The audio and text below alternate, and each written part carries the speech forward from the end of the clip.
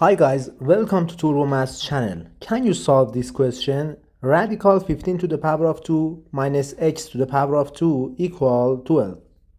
First we square both sides. Now we have a new expression. 15 to the power of 2 minus x to the power of 2 equal 12 to the power of 2. That's equal 144. Okay guys, let's simplify both sides.